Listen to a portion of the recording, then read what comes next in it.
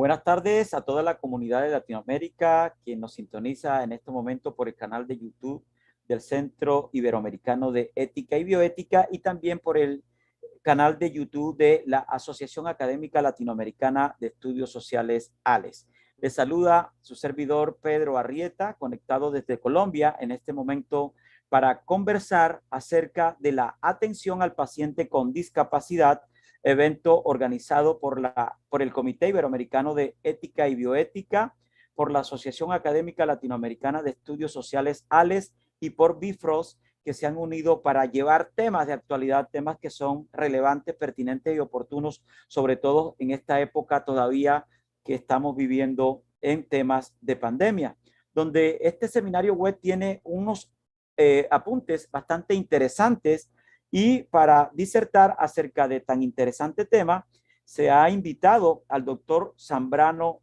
Millar, doctor Gonzalo Zambrano Millar, a la doctora, él es psicólogo de profesión, y la doctora Carmen Monasterios, que es médico de Bolivia, la licenciada Verónica Anzoátegui, quien es fisioterapeuta, y el doctor Gonzalo Zambrano Millar es psicólogo de profesión y es doctor también y un exponente de las políticas públicas en Latinoamérica.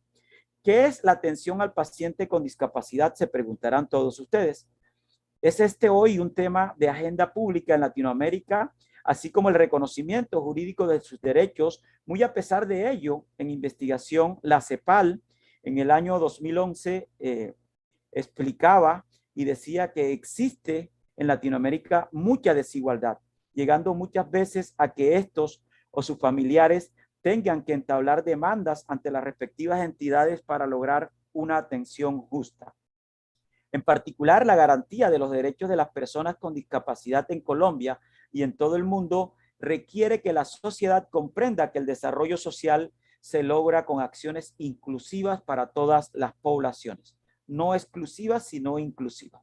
La promoción y protección y restablecimiento de todos los derechos humanos y libertades fundamentales y el respeto de la dignidad inherente de las personas con discapacidad en condiciones de igualdad es un deber que este tipo de personas tengan ese derecho inalienable. Colombia ha ratificado a través de la adopción tanto de la Convención sobre los Derechos de las Personas con Discapacidad como de la Convención Interamericana para la Eliminación de todas las formas de discriminación de las personas con discapacidad.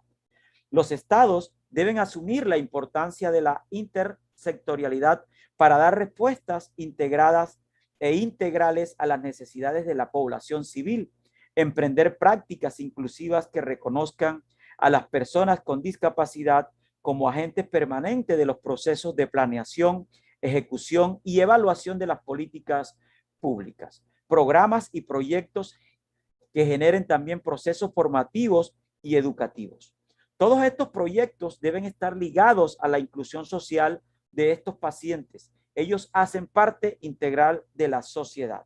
Los estados deben asegurar que todas las personas tengan las mismas oportunidades y la posibilidad real de acceder y participar de un servicio y disfrutar de un buen ambiente con las demás personas sin ninguna limitación. Todo este trabajo debe propender por mejorar la calidad de vida de las personas con discapacidad. Ahora le damos la bienvenida a nuestro expositor, el doctor Gonzalo Zambrano Millar, quien se conecta en estos momentos desde Santiago de Chile. El doctor Gonzalo Zambrano Millar es psicólogo, organizacional, doctor en procesos sociales y políticos en América Latina y el Caribe, mención en economía, magíster en gestión de recursos humanos, diplomado, ha adelantado diplomados en gestión de las instituciones de salud, diplomado en gestión comunitaria, diplomado en evaluación de intervenciones sociales, también como ha adelantado diplomados en sistemas de resolución de conflictos y mediación y diplomado en didáctica para la educación superior. Actualmente también es consultor de la CEPAL, es par evaluador de la Comisión Nacional de Acreditación de la Educación Superior en Chile, es docente de pre y posgrado, investigador, facilitador en políticas públicas en salud, pobreza, equidad, género y derechos humanos. Es director de formación continua y capacitación de la Universidad de Aconcagua en Chile. y actualmente se encuentra vinculado como director ejecutivo de la Asociación Académica Latinoamericana de Estudios Sociales, ALES. Le damos la cordial bienvenida al doctor Gonzalo Zambrano. Doctor Gonzalo, muy buenas tardes. ¿Cómo estás? ¿Cómo vas? Tienes el micro cerrado, Gonzalo. Perdón, disculpa. Te digo que muy buenas tardes, tarde-noche ya acá en Chile, ya está medio oscuro ya. Doy las gracias por la invitación. Me siento privilegiado de poder estar acá y aportar con un granito de arena a esta temática pero tan importante y tan dejada de lado durante tanto tiempo. Gracias, Gonzalo. Bueno, el escenario es tuyo, Gonzalo, para que hagas tu ponencia magistral acerca del manejo domiciliario de la conducta en pacientes con discapacidad. Perfecto. Voy a compartir pantalla.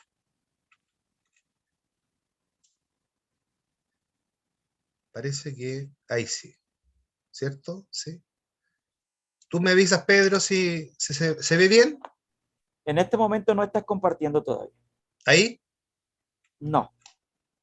algo pasa. De nuevo. Ah, usted inhabilitó la función de compartir, tiene que habilitarla. Ok, le pido el favor a Katy, por favor, para que habilites a los expositores para que puedan compartir pantalla. Ya solucionamos el impasse. Mientras tanto, es importante informarle a toda la teleaudiencia que en este momento el Comité Iberoamericano de Bioética, la Asociación Académica Latinoamericana de Estudios Sociales y BIPROS adelantan toda esta temática interesante que da mucho de qué hablar, Gonzalo, sobre todo en estos temas de pandemia, donde los gobiernos tienen que hacer mucho con poco, porque recursos no tienen, pero tienen que atender a la población civil con toda la problemática que está acarreando este tema del COVID. Y el tema de los pacientes con discapacidad no es la excepción. Bienvenido, Gonzalo. ¿Ahora sí? Perfecto. Perfecto, así es. Ah, genial. Bueno, primero que todo, quiero poner algunos temas que me parece importante reflexionar antes de entrar en la temática en sí. Se ha planteado y se ha escuchado muchísimo en la prensa, sobre todo en Latinoamérica, en estos últimos tiempos convulsos que estamos viviendo como sociedad en Latinoamérica, independiente, estoy hablando de la crisis sanitaria, estamos viviendo también tiempos complejos en términos de los temas de procesos sociales, políticos y económicos. Y se ha hablado mucho de la justicia social, de la igualdad y de la diversidad. Pero a mi juicio creo que se ha hablado de una forma bastante soft, una forma bastante liviana, ligera, porque creo que son estos los componentes que le dan una carga ética al hecho de vincularse con este tipo de temáticas. La norma moral, que es la justicia, entendida como la justicia, como aquel patrón que le permite a uno decir que hay igualdad frente a la ley, es una dimensión, pero hay otra dimensión de la igualdad que tiene que ver con la equidad, que es al final del día la oportunidad de acceder en las mismas condiciones a las mismas prestaciones, servicios o demás oportunidades que se entreguen, ya sea por el Estado o por la sociedad en su conjunto. Bueno, en el tema de la discapacidad, nosotros tenemos ya un hándicap. Tenemos que esto no ha sido incorporado o ha sido incorporado débilmente. ¿Y por qué lo digo así y tan críticamente? Porque si observamos cómo se han comportado los sistemas de salud respecto de las personas con discapacidad, efectivamente ha habido un sesgo, ha habido un efecto discriminatorio que no se explica sino por el prejuicio o por la estigmatización. Vamos a ir revisando algunos números, vamos a ir viendo algunas cosas y usted va a poder ir dándose cuenta de que en el fondo la temática está al debe. Existe, ya lo nombró Pedro, ¿sí? Habló sobre la Carta Magna de los Derechos Humanos, ¿sí? Pero existe también la Carta Social de las Américas, que es un documento gestionado desde la Organización de Estados Americanos. Y en esta carta hay ciertas aspiraciones o propósitos que se plantean. Y hay uno que a mí me interesó muchísimo y que está fuertemente relacionado con el tema del tratamiento de la discapacidad. que tiene que ver con la justicia social. La discapacidad no puede ser un elemento diferenciador entre las personas. A lo menos no puede diferenciar respecto de los deberes y los derechos de los mismos. Puede ser diferenciador en términos de limitantes de movilidad, de habilidad o de competencia o de destreza, pero nunca frente al Estado. Debe generar una diferenciación arbitraria o negativa frente a las personas. Y en ese sentido, esta declaración postula una relación entre equidad e igualdad y hace y reconoce que las personas dentro de la diversidad, en una premisa central para las democracias, debe ser considerado importante. También habla de la inclusión y la no discriminación, dos variables muy importantes dentro de lo que consideramos nosotros el gran paraguas de la diversidad, y dentro de la diversidad, la inclusión. Ahora, cuando me refiero a esto, no estoy hablando tan solo de los grupos minoritarios, sino que estoy hablando de la inclusión como aquello que permite que las distintas realidades y las distintas diferencias entre todos convivan. Recordemos que tenemos tantas diferencias como personas somos. Y esas diferencias lo único que hacen es enriquecer la dimensión del trato humano. También existe dentro de este documento, que refiere a la justicia social, un combate a la pobreza. Los números son decidores. En Latinoamérica tenemos cifras bastante lapidarias respecto a la relación que existe entre la discapacidad y la pobreza. Pareciera ser que la pobreza es un factor asociativo que en algunos casos genera en las personas agravamiento de sus cuadros. Por lo tanto, no es aleatorio ni es menor que la pobreza sea una variable a intervenir. Ahora bien, cuando me refiero a pobreza, y aquí hago la salvedad, hablo de la pobreza multisistémica, pero también entiendo a la pobreza a través de los indicadores económicos, y en ese sentido estoy hablando de la pobreza con la extrema pobreza. ¿Ah? Hago el agregado ahí, para que se entienda. ¿Cuál es la situación de nuestro hemisferio? Bueno, en general las personas con discapacidad se ven excluidas de la vida social y económica.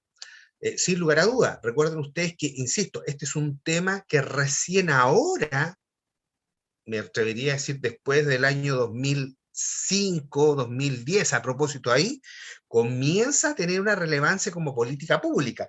Antiguamente, en la gran mayoría de los países, e inclusive algunos todavía, estas categorías siguen siendo vistas desde la política pública como asistencialismo, no como justicia social.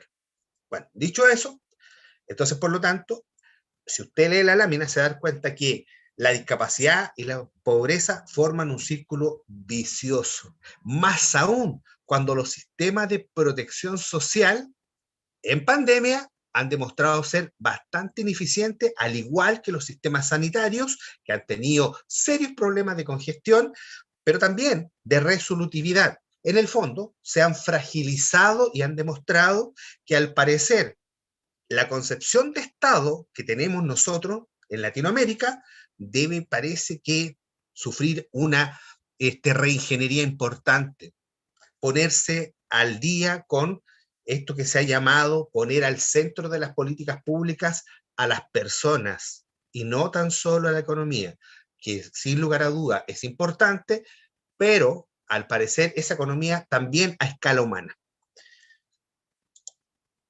Vamos a conversar a partir de lo siguiente, ¿ya? A mí me gusta establecer ciertos escenarios para que la conversación tenga una orientación. ¿Cuáles son las variables que influyen en las familias con personas con discapacidad? Porque yo principalmente me voy a referir al componente de la familia respecto de la persona con discapacidad. Dado que las discapacidades tienen múltiples dimensiones, distintas aristas, por eso tomé ese ángulo. Dije, bueno, voy a hablar desde la familia hacia la discapacidad y no desde el paciente mismo. Y esas variables son las variables familiares, la variable de los padres, la variable del niño en sí mismo y las variables externas. Dicho esto y estableciendo el contexto, puedo decir que lo principal entonces que yo voy a plantear es el apoyo a las familias desde esta perspectiva, o sea, desde una perspectiva distinta, tratando de abordarlo más bien desde el área de la promoción, de la prevención, desde la consejería, desde la asesoría para las familias. Entonces, para cumplir con este propósito, metodológicamente lo que yo hice fue lo siguiente: establecí una fase inicial, que es la fase de diagnóstico, pero esto está hecho en la ruta como si fuera una persona, como cuando nace, crece, se desarrolla, llega a una vida adulta y finalmente envejece. Entonces, mi tratativa va a tener que ir con eso, con la relación del tiempo respecto de estas familias en relación a una persona con discapacidad. Entonces, lo dividí de la siguiente forma. Dije, diagnóstico inicial, etapa de escolarización, adolescencia, vida adulta y envejecimiento. ¿Ya? En la etapa de diagnóstico, las dificultades familiares más frecuentes son que existe, primero que todo, y aquí uno puede hablar desde la teoría, ¿cierto? Pero cuando uno ha tenido la cercanía con familias que han vivido esta etapa, que han tenido que asumir esta realidad con la potencia que significa, uno puede decir, efectivamente, parece que uno podría doctrinariamente hablar desde un punto de vista teórico y establecerlo, sin lugar a dudas. Pero hay un aspecto más cualitativo, si usted quiere, que es la dimensión humana de esas familias y su grave afectación, porque ellos, muchas personas lo ven esto como una crisis profunda a nivel familiar.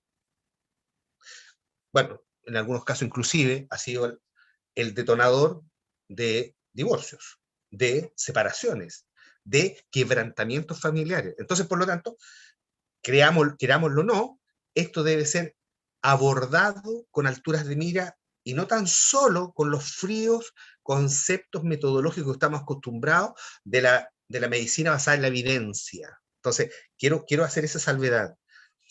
Es importante que en esa etapa las familias entiendan algo, que no deben recurrir permanentemente, ¿cierto? Si viene un especialista, un profesional, y ese profesional tiene una obligación súper importante, que yo me atrevería a decir que es ético-moral, que es no generar falsas expectativas en las personas respecto de cómo va a ser el decurso de la persona con discapacidad.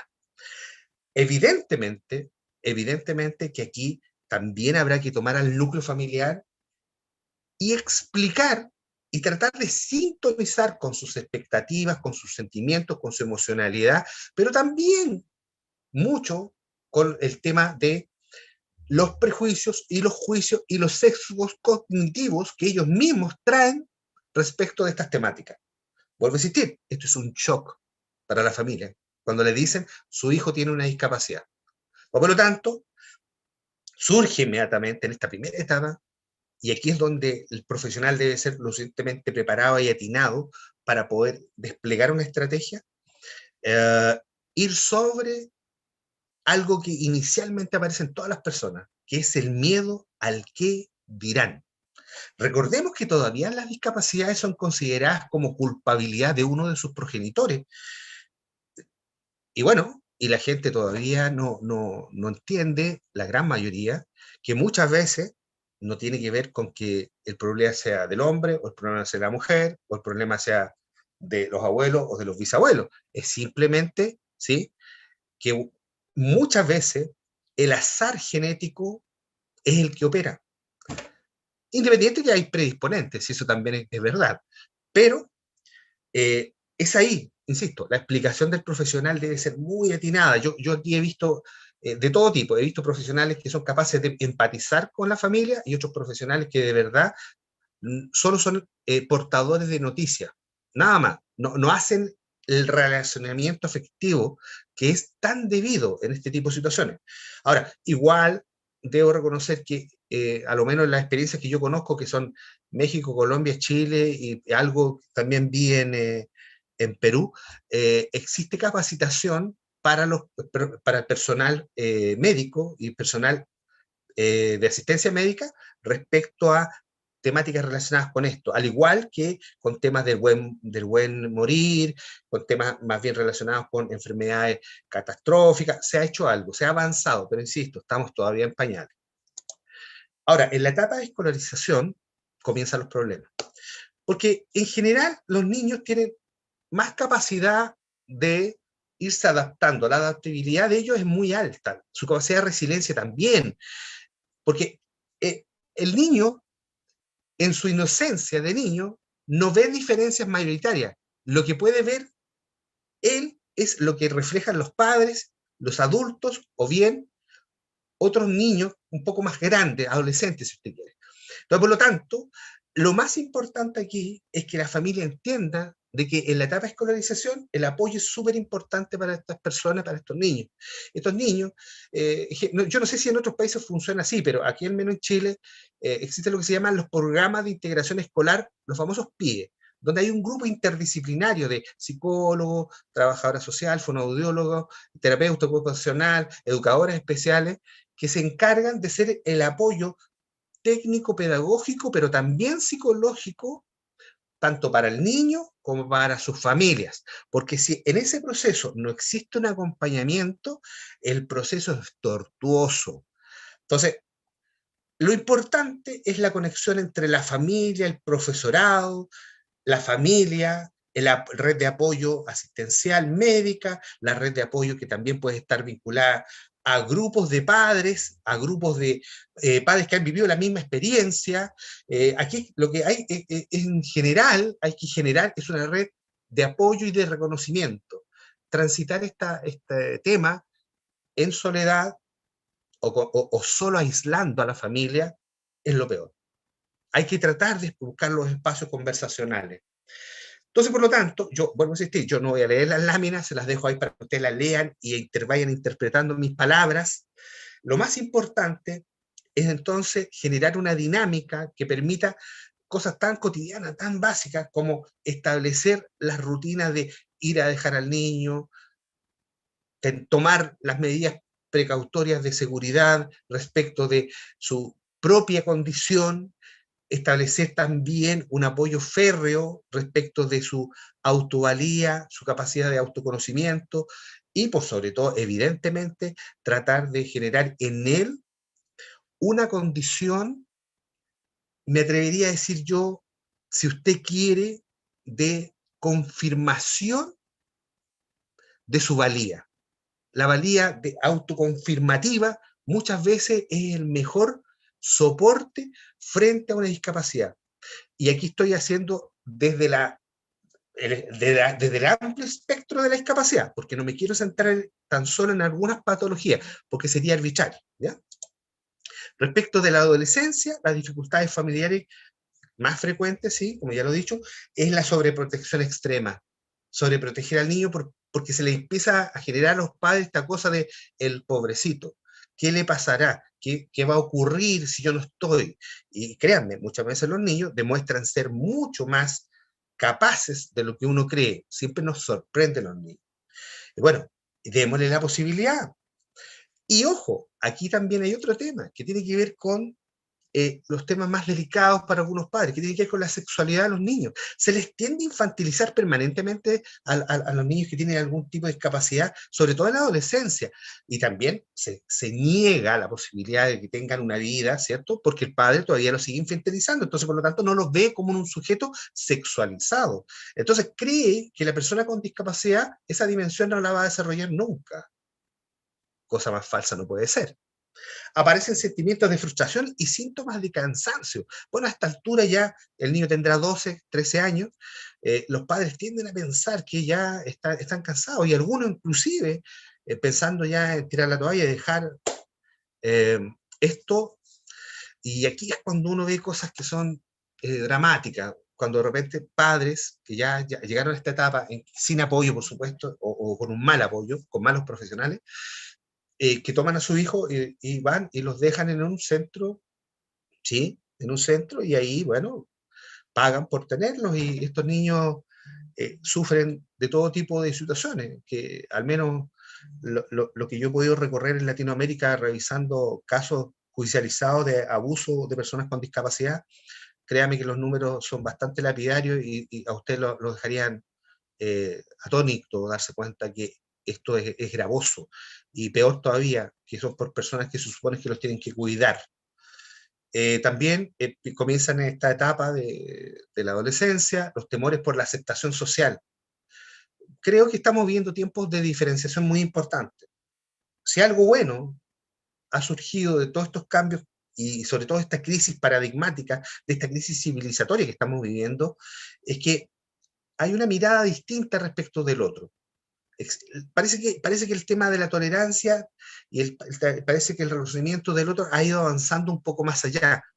Hace poco están dando las Olimpiadas Paralímpicas y curiosamente resulta que tuvieron un súper buen rating televisivo a nivel latinoamericano, al menos acá en Chile. El canal que lo transmitió mantuvo pic de transmisión. ¿Qué dice eso? Eso dice que parece que estamos empezando a entender que tener una condición diferente no te hace distintos a otro ser humano, simplemente te hace diferente, pero no distinto. Bueno, dicho esto, uno podría establecer entonces, decir, bueno, dado que están estas condiciones, uno debiera pensar cómo el Estado también da una respuesta respecto de esto. Bueno, existen programas, digámoslo, en casi toda Latinoamérica, que están, en Chile se llama CENADIS, el organismo el Servicio Nacional de la Discapacidad, que se encarga de este tipo de temáticas. Vuelvo a insistir, muy en la línea de la política pública latinoamericanista, que tiene que ver con el asistencialismo más que con la promoción y difusión y reafirmamiento de tanto los derechos como las obligaciones de los mismos, sino que más bien lo clinicaliza el tema, lo trae a la dimensión solo médica, y cuando lo quiere llevar a la dimensión social, lo hace a través de acciones que más bien ponen en el eje temático el asistencialismo, ¿ya? Entonces, creo que ahí estamos al debe, y creo que los estados debieran propender hacia la intersectorialidad de las distintas medidas. O sea, vale decir, si el eje va a ser integración escolar, la integración escolar tiene que estar con integración escolar, integración en los sistemas de salud, integración en los sistemas de trabajo y empleabilidad, seguridad social y demás. O sea, no puede estar como política aislada, que esa es mi gran crítica que le hago yo a las políticas públicas en general en Latinoamérica, la falta de intersectorialidad. Bueno, ahora ya en la vida adulta comienzan estos problemas, por lo que estaba diciendo recién. Como no existe esta intersectorialidad desde la política pública, la inserción laboral pasa a ser casi como una suerte de anécdota estadística. Mire, en Chile, si una empresa contrata a una persona con algún tipo de discapacidad, el Estado le hace una rebaja tributaria respecto del salario de esa persona. Eso era voluntario, ahora es obligatorio, al igual que con las minorías. ¿Y qué pasó? Que en vez de fomentar la empleabilidad, ¿cierto? La gente que empezó a hacer, a cumplir con la ley. Check, tengo una persona, ya cumplí, estoy listo. Pero eso no ha generado una verdadera integración. Bueno, y ahí tenemos entonces que estas personas se ven frustradas en sus propios méritos de ingresar a la dimensión laboral, social, a ser parte de la comunidad. Ahí nuestra Latinoamérica, sin lugar a duda, va a tener que seguir avanzando fuertemente en políticas públicas que así lo permitan. Otra cosa importante que les pasa a las familias ya de una persona que tiene una discapacidad en adultez es el temor a la independencia de esa persona. Que la persona sea capaz de tener su propio proyecto de vida, que sea capaz de ser autovalente en la sociedad. Bueno, ese es un temor natural de las familias. Se siente inclusive con aquellas personas que no tienen ningún tipo de discapacidad. Los padres sufrimos de lo que se llama esto el nido vacío. Pero tenemos que aprender que los hijos son prestados, no son nuestros, y deben realizar su propio proyecto de vida.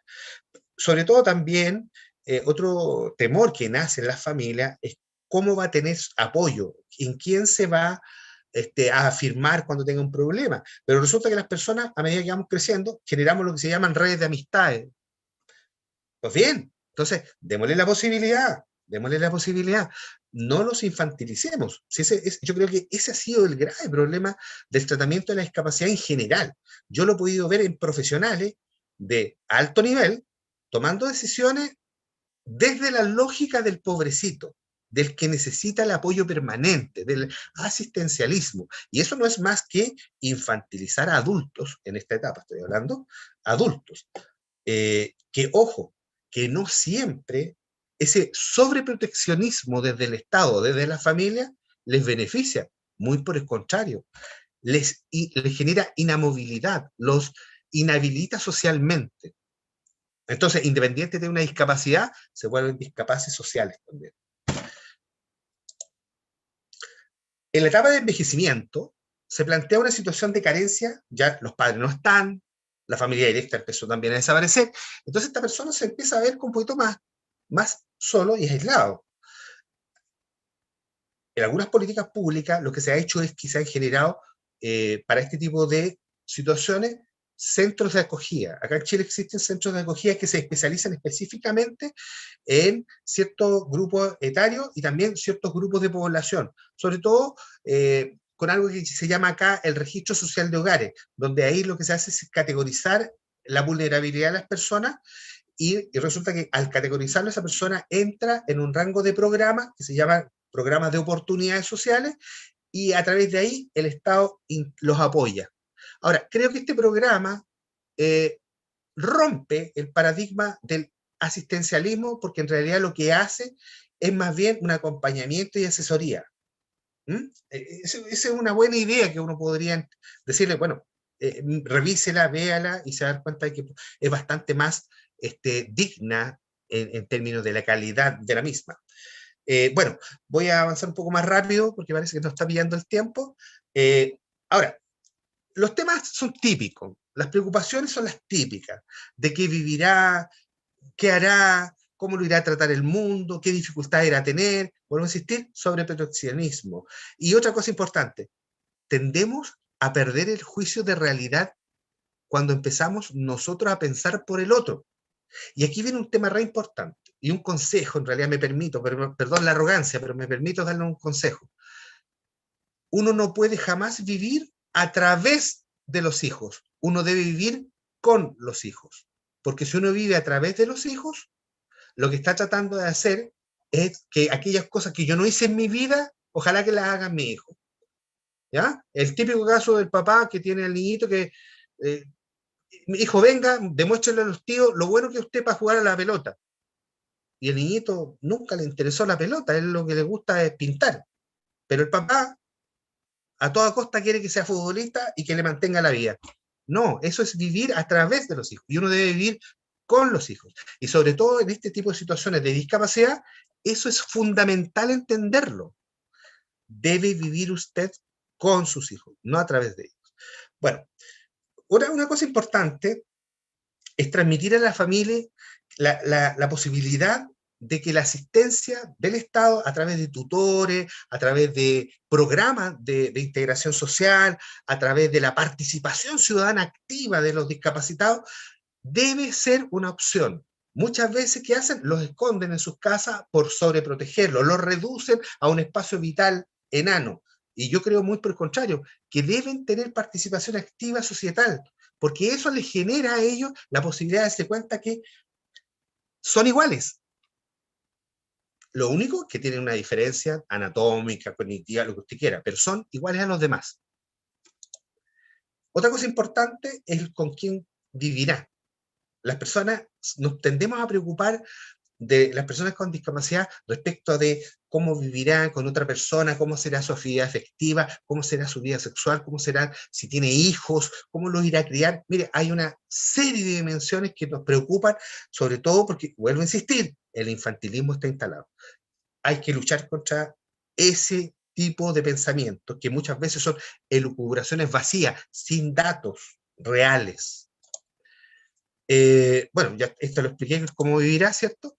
Y en general, creo yo que lo que hay que hacer es apoyar a través de las redes de salud, las redes de apoyo sociocomunitario, a través de las redes de atención, a través de ONGs, a través de asociaciones de padres. O sea, existe una red. Lo que hay que hacer es descubrirla, porque muchas veces estas redes la gente no las ubica porque no las busca. Pero si usted empieza a indagar, a preguntar, se da cuenta rápidamente que el problema es que no han estado excesivamente visibilizadas. Porque también, digámoslo, en Latinoamérica tenemos el problema de la relación entre lo público y lo privado. Ahí hay una discusión que todavía está latente y que todavía no se ha logrado zanjar, creyendo yo, en lo particular, que acá en Chile la Teletón y en otros países la Teletón ha demostrado que es posible tener una relación público-privado virtuosa. Hasta aquí voy a llegar con la presentación. Lo principal y último mensaje que yo quiero dejar es que es un tema de vital importancia. La discapacidad se ha transformado para algunas personas en una problemática de salud pública, y yo creo que, y también económica, pero yo creo que esto no debe ser visto así. Esto debe ser una dimensión societal y sobre todo de derechos humanos. Muchísimas gracias. Gracias, doctor Gonzalo, por su excelente exposición. Ahora le damos la bienvenida muy cordial a la doctora Carmen Paola Monasterios Orgaz, oriunda de Bolivia.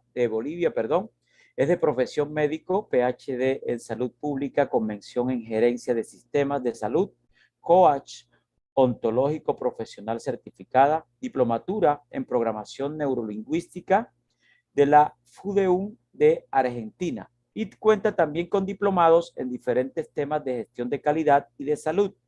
Ex docente de la Facultad de Odontología de la UNSA, actualmente directora del programa de atletas saludables de Olimpiadas Especiales de Bolivia y gerente general de la empresa DocFrame. Bienvenida, doctora Carmen. Muy buenas noches allá en Bolivia. Todavía acá en Colombia es buenas tardes. ¿Cómo está? Muy buenas noches. Un placer de estar aquí con todos ustedes. Realmente voy a compartir la pantalla para poder empezar.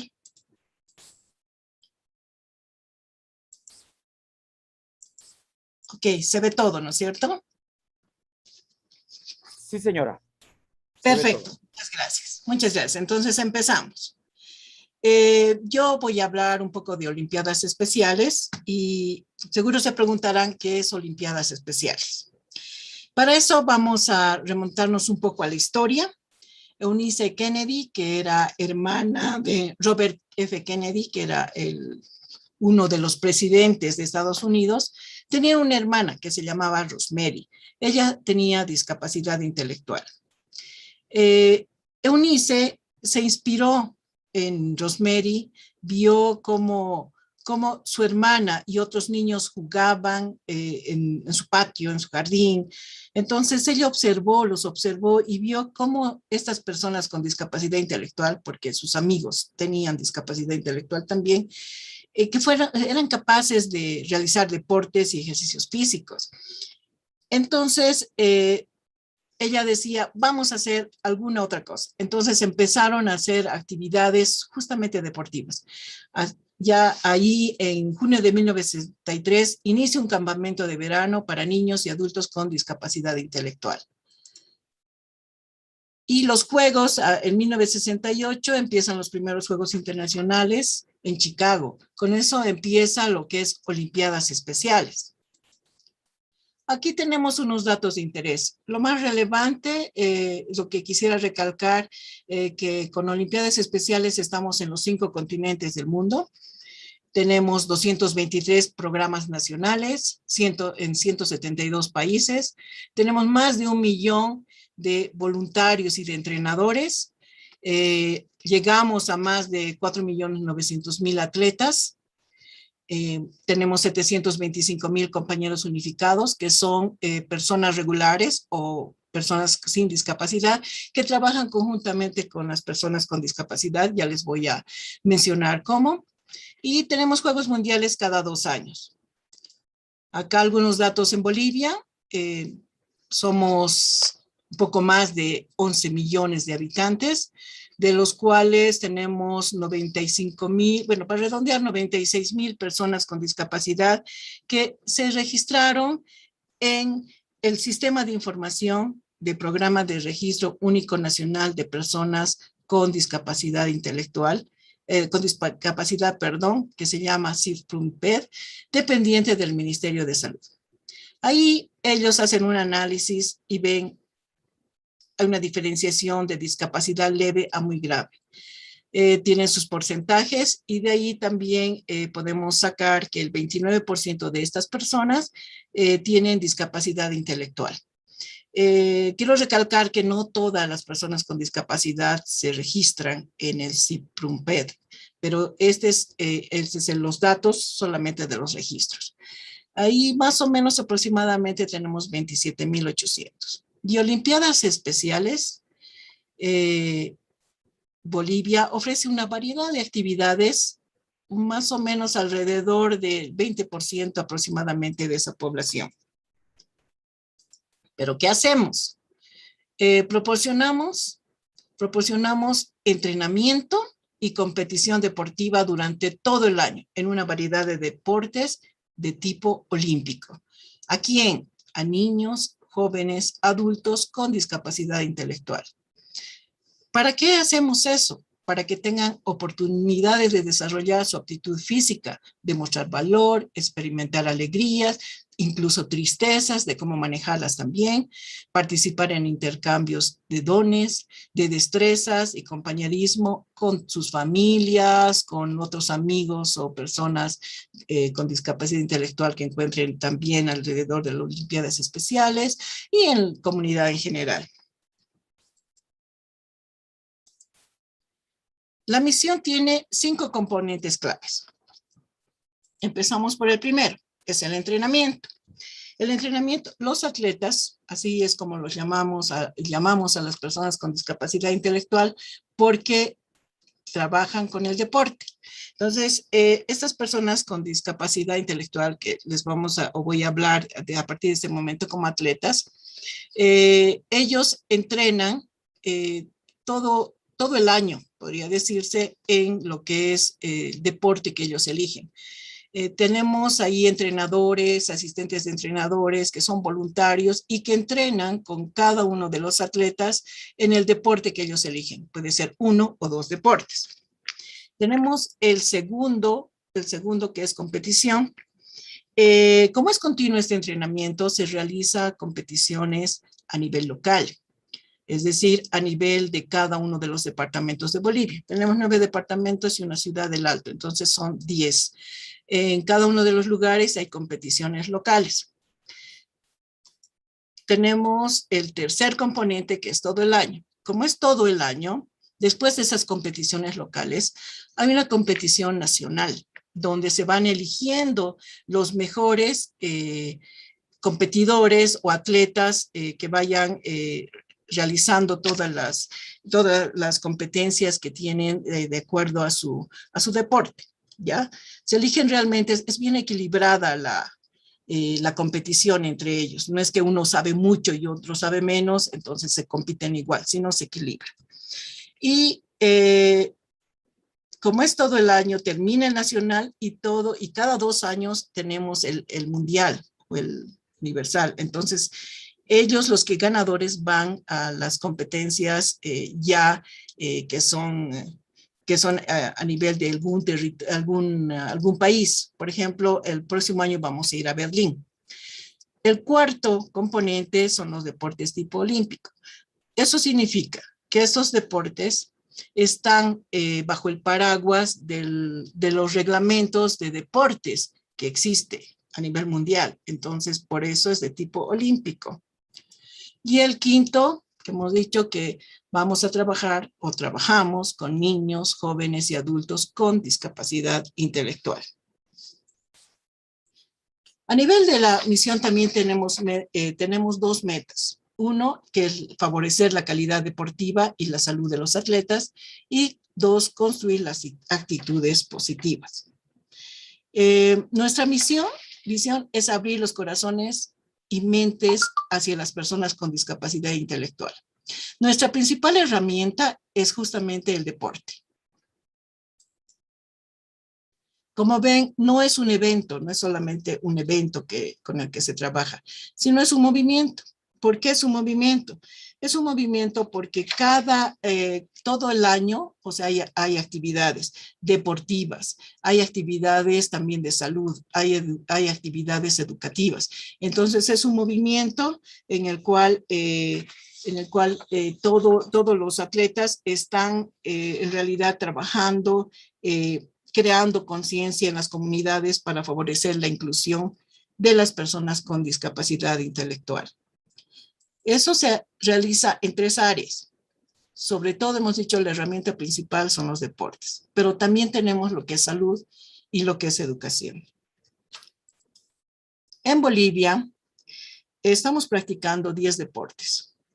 El atletismo, la natación, la gimnasia rítmica, la caminata sobre nieve, no tenemos nieve, pero practicamos sobre arena, tenis, bochas, fútbol, fútbol de salón, básquet, voleibol.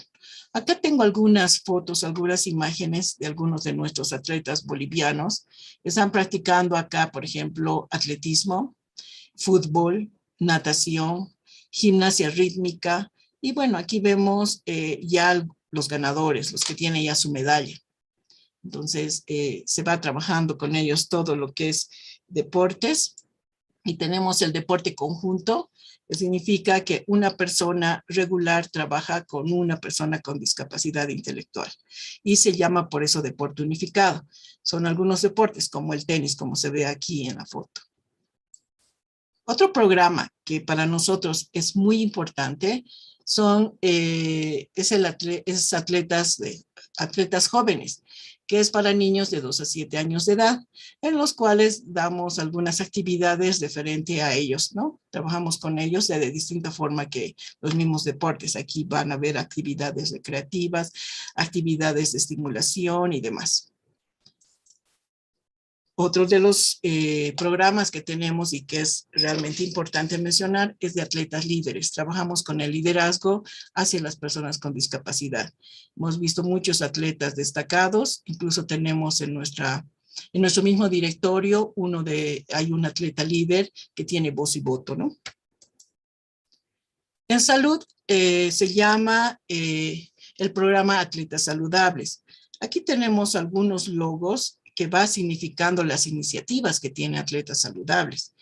Aquí, por ejemplo, tenemos las sonrisas especiales, tenemos Abriendo tus ojos, promoción de la salud, tenemos audición saludable, MedFest, acondicionamiento físico, aquí están los pies saludables.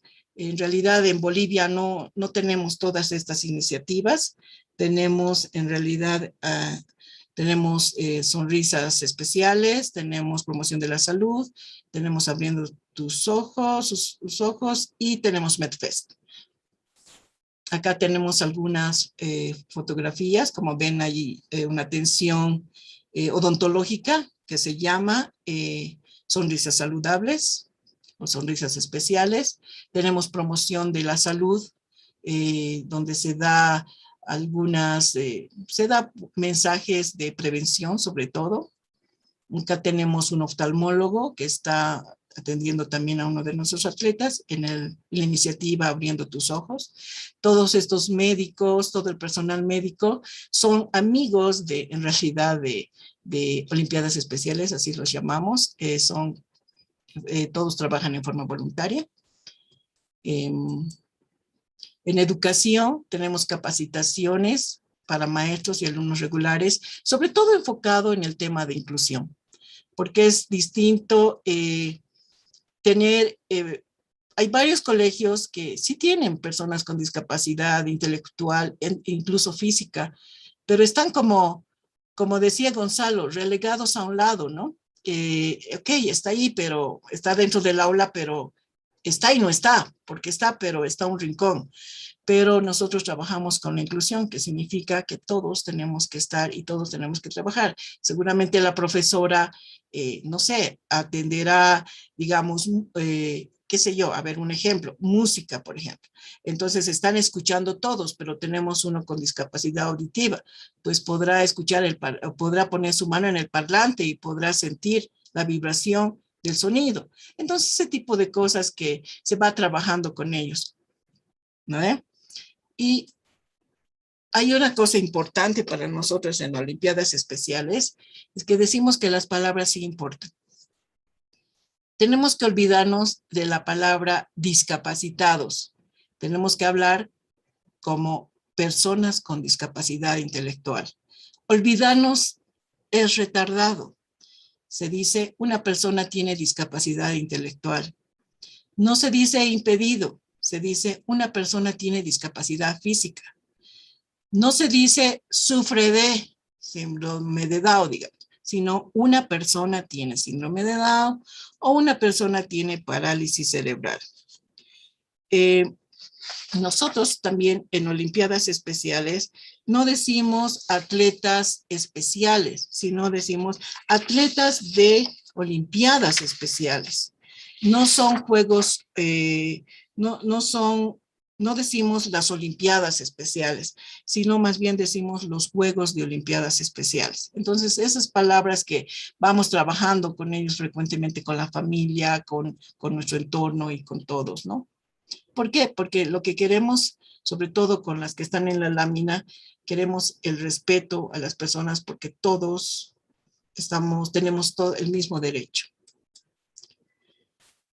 Hablando de nuestro logo, que también es importante mencionar nuestro logo es un disparador de memoria. ¿Por qué decimos eso? Esta figura es un atleta que tiene los brazos hacia abajo. El tener los brazos hacia abajo significa que solo no podemos hacer nada. Aquí tenemos un atleta que tiene los brazos al medio. Eso significa que necesitamos unirnos a otros. El atleta que está con los brazos en lo alto significa para alcanzar la victoria. Entonces acá tenemos que solo no hacemos nada, necesitamos unirnos a los otros para alcanzar la victoria. Entonces, eso significa nuestro símbolo en el logo. Y miren, ese símbolo, aquí si podemos contar, 1, 2, 3, 4, son 5. Eso nos recuerda que estamos trabajando en los 5 continentes del mundo. Bueno, así estamos trabajando antes de la pandemia. Todos hemos cambiado después de la pandemia, ¿no es cierto? Entonces, ¿cómo hemos estado? Oh, no sé por qué se fue, perdón. ¿Cómo hemos estado y cómo nos hemos sentido durante la pandemia? Sucede que, ¿cómo estamos? Con distanciamiento, incluso hasta ahora.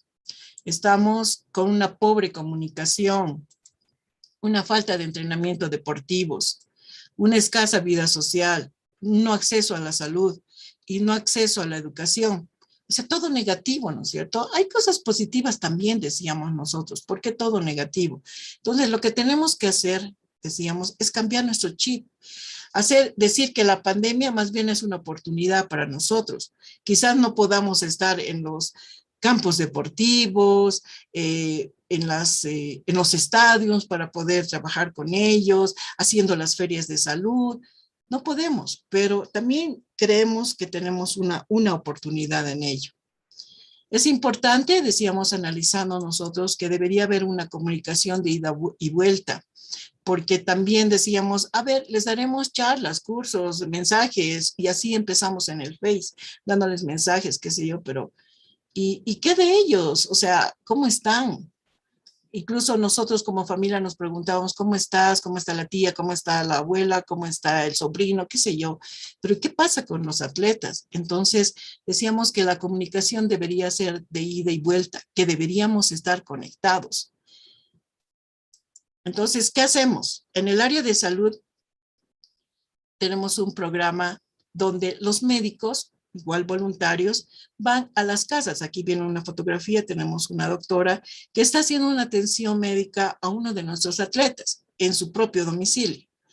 Acá tenemos otra doctora que también nos apoya o nos apoyaba o nos sigue apoyando en realidad para apoyarnos en dar recetas médicas también de acuerdo a su especialidad, porque de dónde, si tiene todo el tiempo pacientes con discapacidad intelectual que requieren sus medicamentos, entonces tienen que ser dados. Medicamentos mismos también teníamos que conseguir. Entonces, teníamos que estar conectados. Entonces, también decíamos, nos sirven las redes sociales y no podemos conectarnos con todos ellos a través de cualquier red. Pero vemos en el camino que no todos tienen internet, no tiene tecnología, no tienen un dispositivo móvil. Y si algunos tienen dispositivo móvil, pues están compartiendo con su familia. Entonces, qué complicado. También lo que hemos hecho es que los directores, entrenadores, asistentes de entrenadores, coordinadores, los voluntarios mismos han ido a pie a buscar, es una manera de decir a pie, a buscar también algunos atletas para ver cómo estaban. Contamos con un programa también en Olimpiadas Especiales que se llama FITS 5. ¿En qué consiste? Es un reto de 6 semanas, donde se trabaja en lo que es deporte, en lo que es nutrición y en lo que es hidratación. El de deporte se llama ejercitarse, que son 5 días a la semana, hacer ejercicios, obviamente. En lo que es nutrición es comer el total de frutas y vegetales por día, 5. El beber botellas de agua por día, 5, de 500 ml. Y para ello tenemos unas cartillas especiales donde para cada uno hay una meta, ¿no es cierto?, de cómo vamos a hacer los ejercicios. Y acá, por ejemplo, vemos los tipos de ejercicios que hay, de resistencia, de fuerza, de flexibilidad, de equilibrio en este caso. Incluso hay ya tarjetas un poco más específicas que nos dice cada cuánto tiempo tenemos que hacer ejercicios, por cuánto tiempo, qué necesitamos, cómo tenemos que hacer el ejercicio. Y como ven en la figura, es todo ese, el trabajo es en casa. Entonces necesitan una silla, una mesa de apoyo, qué sé yo, de acuerdo a al tipo de ejercicio que se realice. Y tienen un plan, por ejemplo, de lunes a domingo, ¿qué es lo que van a hacer? Entonces, cada uno de los atletas se pone su meta. Algún momento tendrán libre, ¿no es cierto? Como acá, pero también tienen ciertos ejercicios y el tiempo que van a dedicar. Eso es de cada uno. En todo lo que es nutrición, vemos que la meta de FIT 5 es comer 5 frutas y vegetales completos cada día. No solamente hablamos de las frutas y vegetales, sino en realidad de los alimentos en conjunto. Igual tienen una meta, tienen una planificación desde el desayuno, almuerzo, si quieren un bocadillo, la cena, bocadillo, aquí pueden poner su práctica o ejercicio, no sé, dependiendo de cada uno de los atletas, pero sí nosotros les guiamos en eso. La hidratación igual, aquí están las 5 botellas que deberían tomar. Tienen igual cómo distribuyen esas 5 botellas a lo largo del día, qué momento, entonces para cumplir su meta. Y acá está un ejemplo de un seguimiento semanal de los ejercicios, la nutrición y la hidratación. Ejercicios, nutrición, hidratación, de cómo van haciendo su planificación.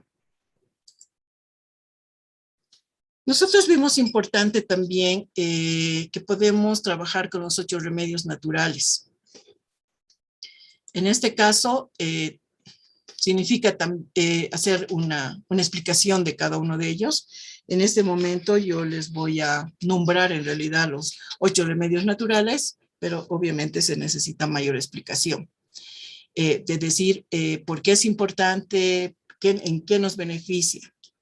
Acá tenemos el aire puro, el descanso, el ejercicio, la luz solar, tenemos la temperancia, no al alcohol, no al fumar, el agua, que es importantísimo, la nutrición, que es saludable, hay aquí varias imágenes, la temperancia, bueno, ya hemos dicho, y también la esperanza. La esperanza es la salud emocional, el equilibrio en la vida, la fe en Dios, la fe en tener una vida saludable. Entonces, en cada uno de los 8 remedios naturales nosotros vamos haciendo hincapié y vamos trabajando en ello. Y no nos falta los programas virtuales. Los programas virtuales tenemos los que se requiere en cada uno de los deportes. También se está haciendo deportes virtualmente. Y contamos con un programa semanal de varias actividades. Aquí yo he sacado el del 23 al 27 de agosto, por ejemplo. Tienen ejercicios funcionales, actividades dinámicas, historia de cuentacuentos, baile cardio, taller de lenguaje de señas, hay cocina, manualidades, lectura, ortografía, todo lo que quieran. Toda la semana sale y tienen un link donde cada uno de nuestros atletas puede ingresar, todos los que quieran en forma voluntaria y en forma gratuita. Así es como nosotros estamos llevando todo lo que es a nuestros atletas saludables, a nuestras personas con discapacidad intelectual.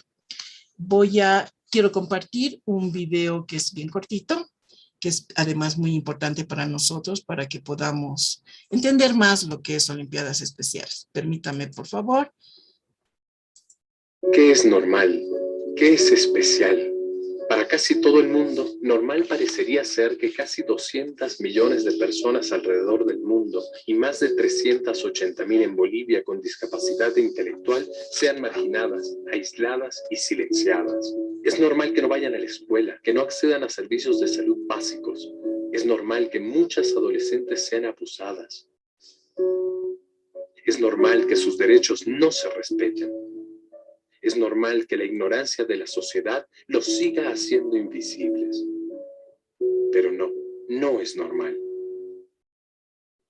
Especial es ver cómo las personas con discapacidad intelectual pueden integrarse a través del deporte. Especial es ser testigos de su esfuerzo, de su dedicación y de su alegría. Especial es sentir cómo el espíritu deportivo ha logrado cambiarle la vida a más de 4 millones de atletas en el mundo y a más de 6.500 solo en Bolivia, a miles de entrenadores, voluntarios y a muchísimas familias. Especial es eso que construimos como comunidad cuando nos dan oportunidades. A través de programas de deporte, educación y salud integral, en Olimpiadas Especiales luchamos para que cada día más y más personas con discapacidad intelectual tengan una vida normal. Luchamos para que la inclusión, la integración y el respeto por sus derechos sean la norma. La inactividad, la intolerancia y la injusticia sean cada vez más una excepción.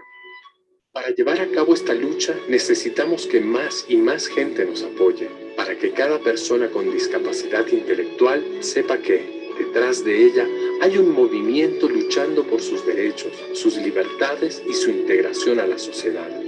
Unámonos y hagámosles saber que no están solos. Unámonos para que lo especial sea normal.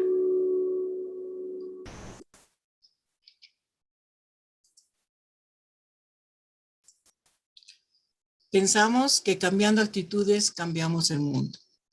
Un mundo donde cada persona con discapacidad intelectual y su familia entiendan qué tienen que hacer para poder optimizar su salud, donde existe información, recursos, sistemas y políticas accesibles, tanto a nivel individual, a nivel de comunidad, a nivel nacional y global, que apoyen para lograr vidas saludables y productivas. Tenemos un lema de todos los atletas y dice así: quiero ganar, y si no puedo ganar, quiero ser valiente en el intento. Muchísimas gracias.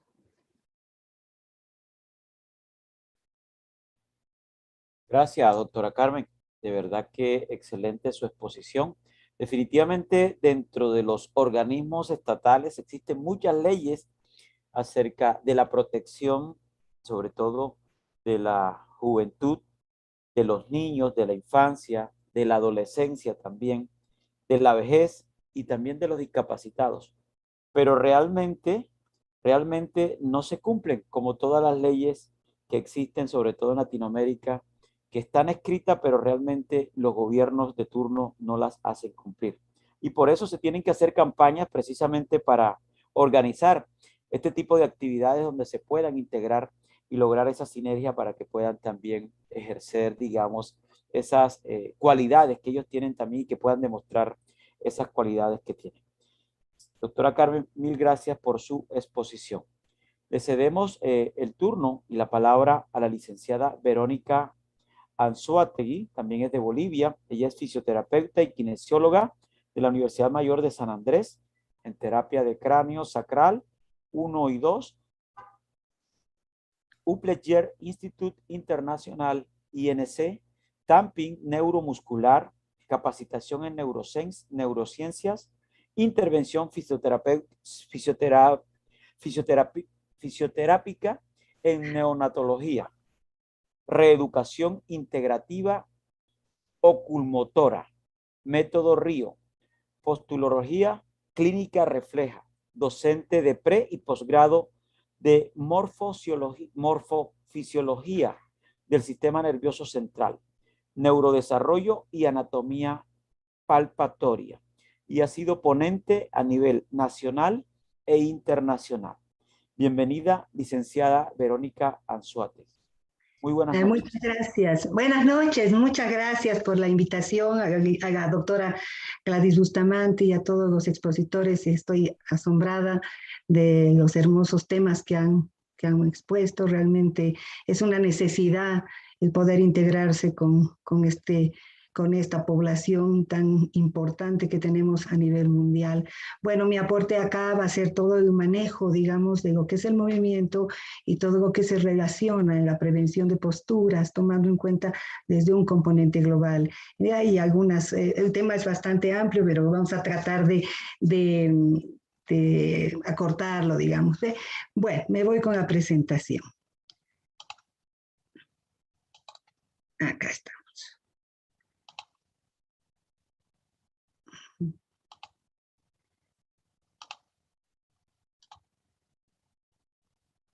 Bien, el tema a exponer es la fisioterapia y manejo preventivo postural en pacientes con discapacidad. Realmente el tema es amplio, grande, pero bueno, vamos a tratar de dar las bases un poco más claras y cortas para que todo el mundo pueda también comprender y también entender el rol que tenemos los fisioterapeutas kinesiólogos a nivel mundial y lo que se hace también aquí en Bolivia y cómo vemos nosotros a este tipo de pacientes y este tipo de personas. Bien, primeramente decirles que el ser humano está constituido de tres grandes esferas, ¿no es cierto? Del componente motor, de un componente cognitivo y un componente socioafectivo.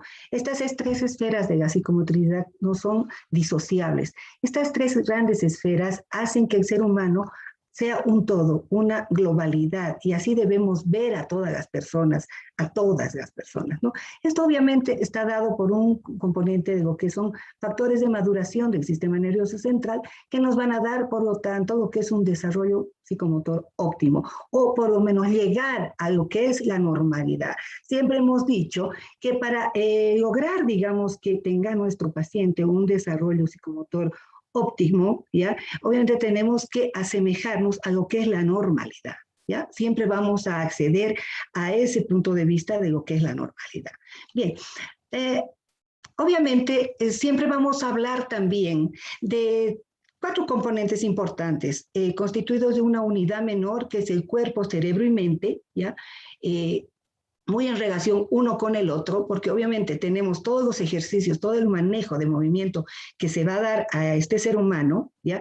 Obviamente tiene que estar relacionado con lo que es la parte de su sistema nervioso central, integrando aquello, ¿no? Si vamos a hacer alguna corrección, etcétera, obviamente tiene que integrarse. ¿Para qué? Para que se reprograme ese cerebro y ese ser humano pueda acceder ya sin terapia, si quieren ustedes, para lograr realizar sus actividades.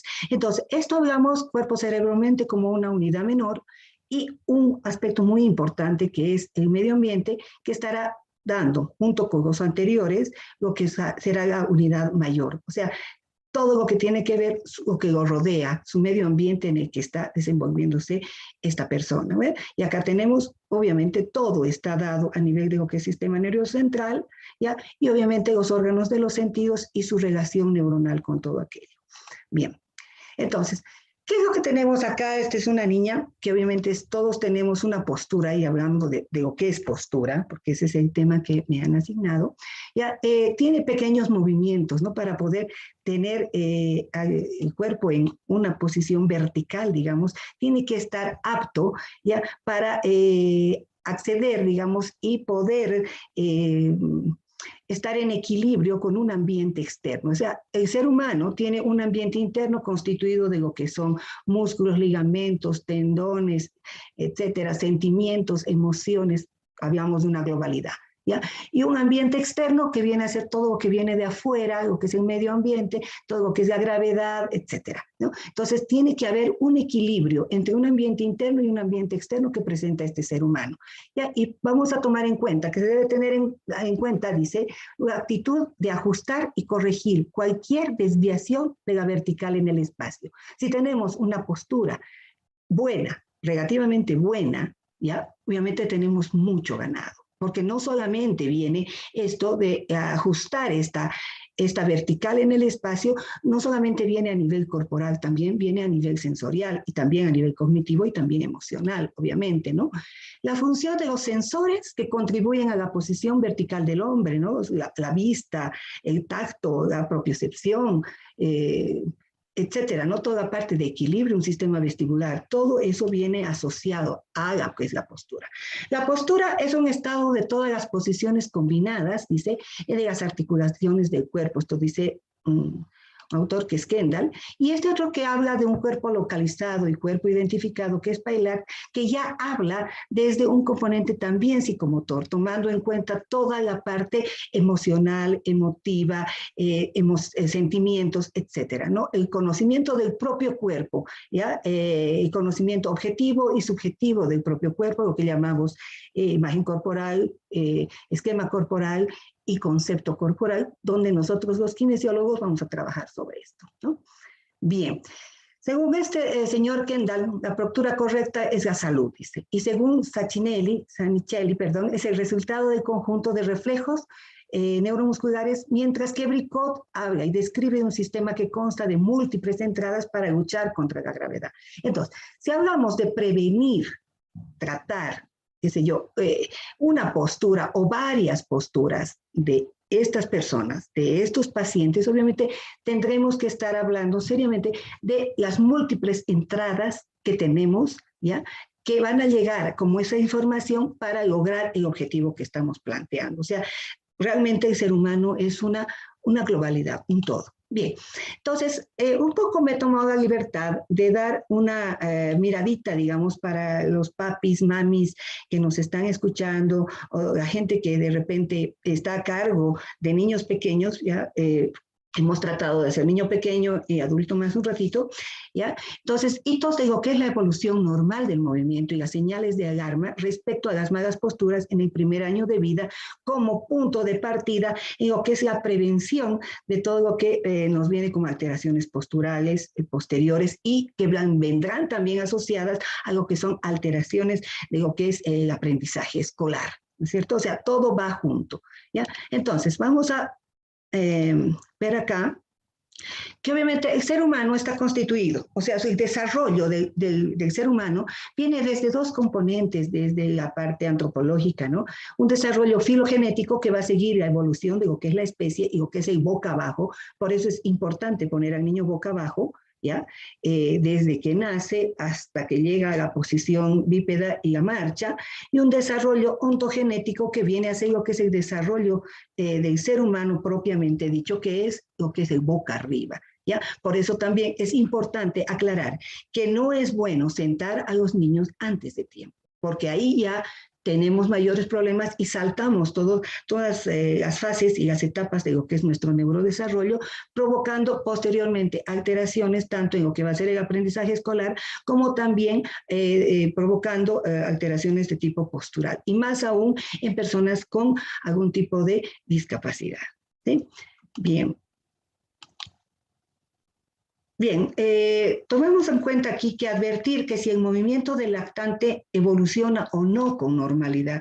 Tomar en cuenta, hemos visto, vamos a ver dos componentes, dos edades, digamos, donde vamos a ver el boca abajo y el boca arriba, ¿ya?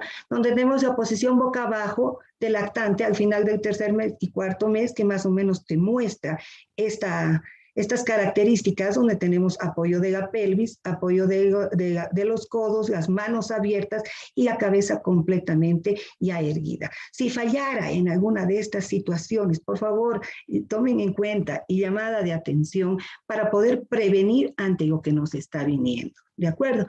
Acá no solamente es la postura del boca abajo y las características que nos está mostrando.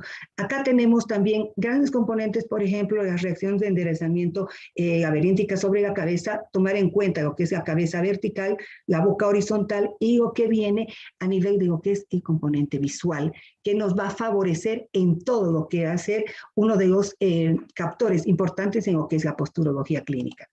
Bien. Por ejemplo, ¿ya?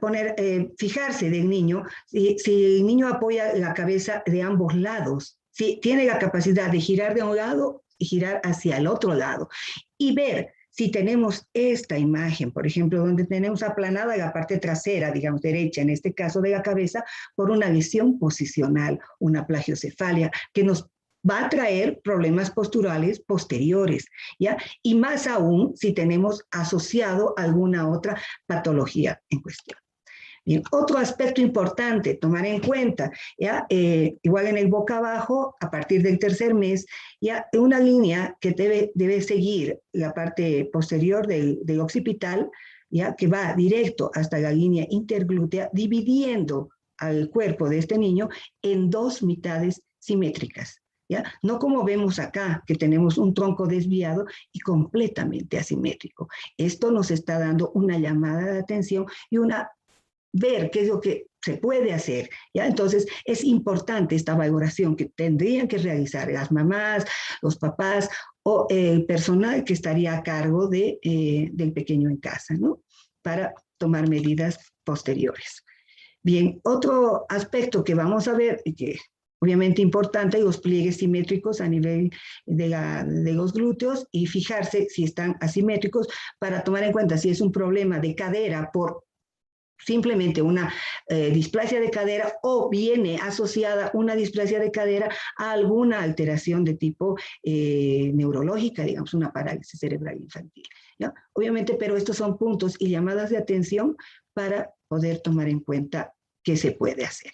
Ya, vamos a ver también la posición boca arriba del lactante al final del tercer mes y principios del cuarto mes, fíjense, boca arriba, toda la espalda completamente recta, las piernas flexionadas, la mano a la boca. Importante fijarse si lleva las dos manitos al medio y lleva a la boca, y así tendríamos ya un componente de lo que es nuestra línea media. Y ahí también vamos a valorar lo que es la coordinación ojo, mano, boca, ¿ya? Y la posición recta del tronco. Por eso es importante no sentar a los niños antes de tiempo. El niño se va a sentar solo alrededor de los 8 a 9 meses. Bien, en esta posición ya es también importante fijarse cómo está la mano, ¿ya? El puño ha desaparecido y alrededor de los 3 meses y los pulgares no están empalmados. Entonces, tomar muy en cuenta este pulgar, fíjense acá, cómo está empalmado. Este es un signo que es una llamada también de atención para ver y poder diagnosticar o por lo menos detectar algún tipo de alteración como componente preventivo. Bien, en boca arriba, fíjense, teníamos, ¿se acuerdan? Boca abajo, todo lo que dividía el cuerpo en dos mitades, igual acá. ¿Ya? Tenemos al niño boca arriba, erguido sobre la espalda, ya la cola se apoya en el lecho, ya, y se traza una línea que va a ir desde lo que es la línea de la nariz, ya, el mentón, la mandíbula, el esternón, el ombligo, ya, y tiene que ser recta, ya, igual, dividiendo al cuerpo en dos mitades iguales, ya, pero si tenemos esta situación ya no coincide con lo que es la normalidad. Entonces, acá tenemos que poner también atención en lo que estamos observando. Ya a nivel de lo que es el sexto mes y principios del séptimo mes, ya tenemos un apoyo, ya, mano apoyada, cabeza alta, ya, y apoyo todo el pecho está ya en elevación, este estómago y las piernas se levantan boca abajo, y acá ya tenemos un equilibrio de este niño de manera normal, un seguimiento visual importante que no podemos dejar de tomar en cuenta, ya, y las características de un niño de 7 meses boca arriba, que realmente es amplio todo esto, pero obviamente estamos resumiendo.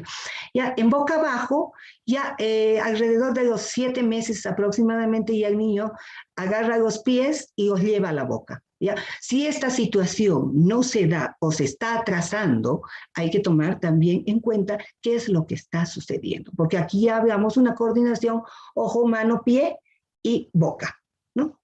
Bien. Acá.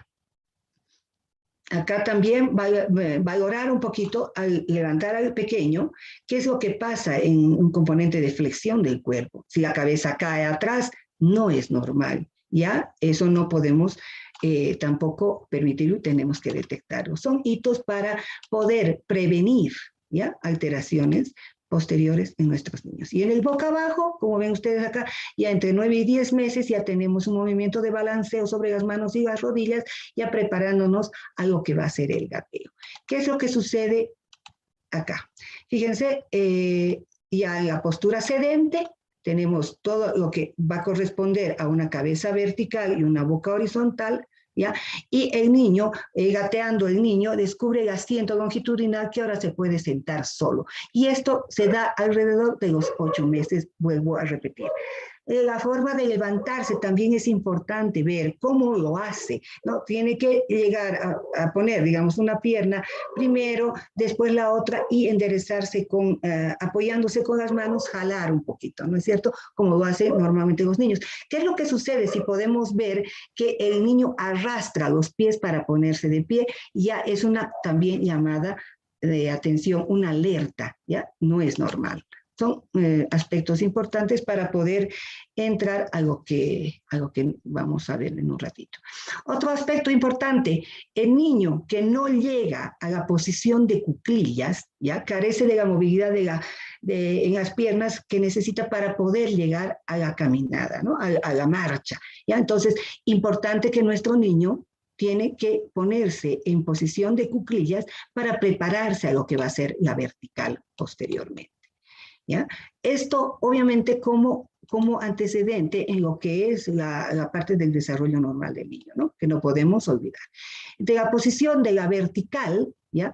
Para cuando el cuerpo esté en equilibrio, el aprendizaje deberá ser observado desde los pies. Y aquí ya empezamos desde un componente de tipo posturológico, tomando cómo están esos pies. Y no me refiero a cómo da la marcha, porque recién se está estabilizando este niño. Sí, pero obviamente ya tendría que haber pasado lo que son las reacciones de enderezamiento a pasar a lo que son las reacciones de equilibrio sobre los pies, ya levantando los dedos y la parte delantera del pie, cargando el peso sobre los talones. Hay que tomar muy en cuenta cómo lo hace para prevenir posteriormente más alteraciones.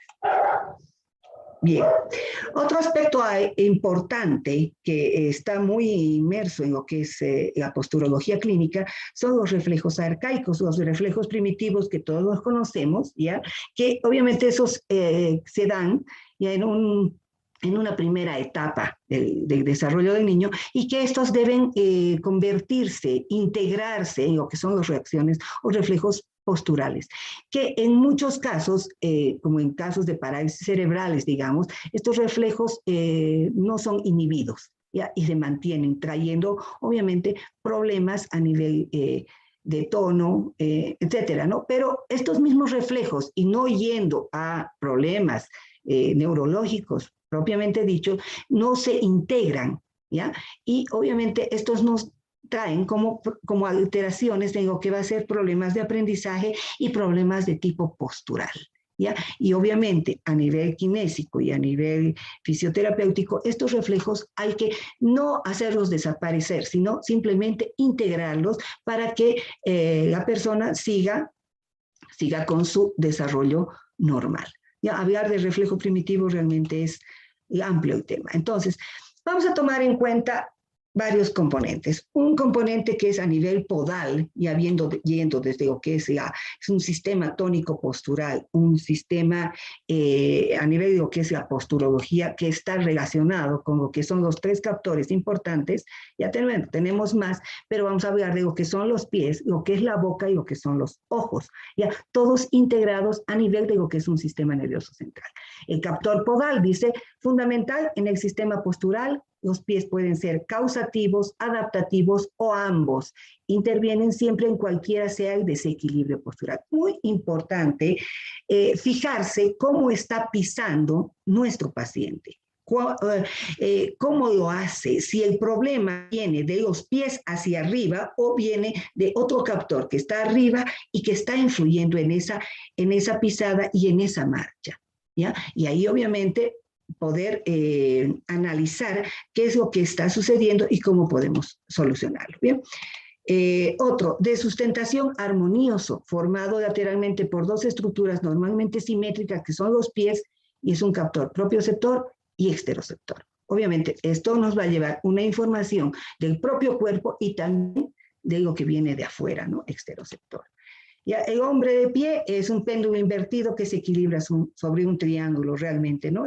La base, el captor final, ya, el último, digamos, son los pies, ¿no? Son pequeños pequeñas estructuras que van a soportar toda una gran estructura que viene por encima, ¿no? Importante. Son medios de unión entre un desequilibrio postural descendente y el suelo. Ellos se adaptan siempre para rearmonizar el apoyo. Es un tapón terminal del sistema postural. El pie se adapta, pero se tiene que adaptar a lo que es normal, ¿no es cierto? Y lamentablemente no se maneja de manera óptima esta adaptación del pie, ¿ya? O sea, se ponen plantillas no midiendo correctamente dónde están los pesos que nos van a provocar, obviamente, alteraciones hacia arriba, rodillas, caderas, columna, la parte de la boca y lo que son los ojos también, ¿ya? Esta adaptación, dice, en un primer momento es reversible, luego se fijará siendo necesaria una corrección podal. Es por eso tan importante todo lo mencionado en las anteriores diapositivas en lo que es el desarrollo del niño y obviamente ver las características que no están en la normalidad, ¿ya? Y por último, a nivel de lo que es pie, que es una noción fundamental del pie adaptativo y un aporte considerable para comprender las diferentes patologías envueltas. Bien, eso hablando a grueso de lo que es el pie y hablamos de un pie iatrogénico, por ejemplo, ¿ya? El típico, la utilización de los zapatitos ortopédicos o de las plantillas con muy alto realce, digamos, ¿no? El objetivo de las plantillas antes, en el siglo XX, eran bascular o desplazar la estructura, o sea, mediante uso de grandes arcos, a veces mayores hasta de 2 centímetros, ignorando lo que hay entre el soporte del hueso y lo que es la plantilla propiamente dicha, ¿no? Entonces, eso realmente habría que tomar en cuenta y cambiar un poco la concepción de aquello, ¿no es cierto? Porque si no, estaríamos haciendo que este pie de este niño, más las alteraciones que él pueda tener, ¿ya? Se pueda constituir una propiocepción fina del pie y provocar un retraso en la maduración del sistema propioceptivo, provocando lo que es ciegos de pies o ceguera podal, ¿no? Entonces tenemos que darle a estos niños ya un manejo importante de lo que es el pie propiamente dicho, con un componente obviamente de tipo global, ¿ya? Bien, otro aspecto importante que de repente es claro hablarlo ahora, que el arco medial, donde se pone demasiadas los realces, digamos, para acomodar ese pie, entre comillas, ¿ya? El arco medial tiene una función en su elasticidad y en su repartición de presiones, ¿ya? Toda presión en los exteroceptores y propioceptores de esta zona, que habitualmente no sufre presiones, provocan un desequilibrio iatrogénico al pie. O sea, basta con poner un estímulo pequeño para que el pie reaccione y pueda repartir esas presiones hacia las diferentes áreas de la planta del pie. Y es posible corregir un pie causativo con un soporte mínimo, como dice la diapositiva. Bien. Otro captor, el captor ocular, que a mí me gusta muchísimo a nivel del sistema visual. Ya tenemos que la visión aporta un 80% de la información del medio ambiente y se debe en parte a la gran capacidad de procesamiento del cerebro humano. Aporta al control motor porque identifica a los objetos en el espacio y determina su movimiento, y eso a nivel exteroceptivo, ¿no? La ubicación de nuestro cuerpo en el espacio y su movimiento a nivel propioceptivo. O sea, realmente la parte visual lleva toda esa información, igual que el ojo, a nivel cerebral. O sea, vuelvo a repetir, la corrección, la prevención y todo aquello no es del cuerpo solo, sino es adaptar, reprogramar, reeducar a nivel cerebral por medio de todos estos captores para lograr un desarrollo normal, una postura normal en nuestros pacientes. Bien, bien, entonces a nivel ocular, que es un sistema exteroceptivo y un sistema propioceptivo visual, vamos a ver que estará dará tres grandes componentes que no también podemos olvidar. ¿Ya? Dará un componente de tipo postural, ¿ya? Dará un componente en lo que es el movimiento y por lo tanto también movimientos finos, lo que corresponde la mano. ¿Ya? Por toda una serie de asociaciones, etcétera, a nivel cerebral. Pero el captor ocular y la vista no hay que tratarla de manera aislada, sino como una parte importante de todo lo que es el cuerpo en cuestión. ¿Ya? Bien, siguiendo. Acá tenemos, por ejemplo, y muchos pacientes que nos llegan con captor ocular y reportan mucha información, un desequilibrio en la convergencia o en la acomodación que se produce alteraciones a nivel cervical, cefaleas, entre otros movimientos sacádicos, y esto muy característico en niños con trastorno de déficit atencional, con tonos bajos, debido a la falta de estímulo a nivel de los músculos de los ojos, de la órbita, ya provocando, en este caso, alteraciones en lo que es la atención y la concentración de estos chiquitos, ¿no? Acá tenemos lo que es aquí tenemos una exoforía, aquí tenemos una endotropía, ¿ya? Y obviamente una alteración en todo lo que es el componente de convergencia visual. Importante también tomar en cuenta en el manejo de nuestros pacientes. ¿Ya? Y el captor dento-oclusal, ¿ya? La oclusión puede desequilibrar a la postura en un 15% de las veces. Vale decir que la postura desequilibrada a la oclusión en el 85% de las veces. Realmente importante. Fijarse cómo muerde ese niño, qué tipo de mordida es, y obviamente trabajar en equipo con odontólogos, en el anterior caso trabajar con optometristas, con kinesiólogos, con psicomotricistas para hacer un equipo en lo que va a ser este manejo posturológico, ¿no? Si este captor, dice, no interviene directamente en la regulación tónica postural, sus perturbaciones serán desestabilizantes para el sistema, y es realmente importante. Tomen en cuenta a las personas que están escuchándome, ¿no? Fíjense, los pies, los ojos y la boca. Importante para tomar en cuenta todo lo que va a ser una prevención y un manejo a nivel de lo que es la postura, ¿sí? A través del sistema muscular, a través del sistema oculomotor y diferentes formaciones centrales por la descompensación del núcleo 11, digamos, y por la compensación craneana que nos va a dar esto. Bien. Y aquí está cómo tenemos la boca, ¿no? Cómo se va moviendo, qué hace esa boca, si cierra, no cierra. En el mayor de los casos de niños con parálisis cerebral o niños con los niños Down, qué sé yo, la boca está abierta, ¿ya? Y la lengua está metida. Entonces también es importante integrar en un equipo de trabajo a todo lo que son los fonoaudiólogos y a los odontólogos. Bien, y aquí hacemos un resumen, si quieren, de todo lo que es el ojo, aparato masticatorio, y aquí son los pies, ¿ya? Como captores, ¿ya?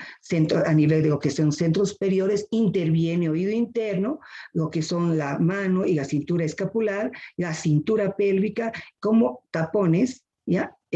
A nivel posturológico. Y obviamente todo estará regulado por lo que es un sistema nervioso central, ¿ya? Bien, en el niño, ya, la facilitación va encaminada a enseñarle los patrones de movimiento y postura propios del desarrollo, habilidades motoras que aún no tiene adquiridas, pero que debe practicar y desarrollar para alcanzar su máxima independencia funcional. Ya, ¿en base a qué? A lo que es estímulo, desarrollo y maduración. Muchísimo estímulo en casa. Y ahora más con lo que es pandemia, ¿ya? Y este estímulo y este manejo también se lo puede hacer jugando, ¿ya? Porque es realmente, ¿no? Que el chiquito hacer ejercicios todo el tiempo, de una forma u otra, que a veces les duele también, es tedioso, ¿ya? Y es admirable realmente a las mamis que trabajan con niños especiales, las mamás son muy especiales, ¿no? Pero obviamente darles también un plus de un juego, pero que tenga un sentido ese juego, ¿ya?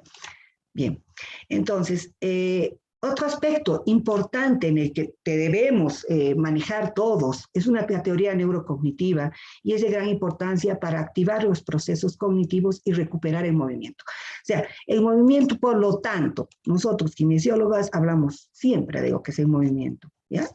Donde no hay movimiento, no hay salud.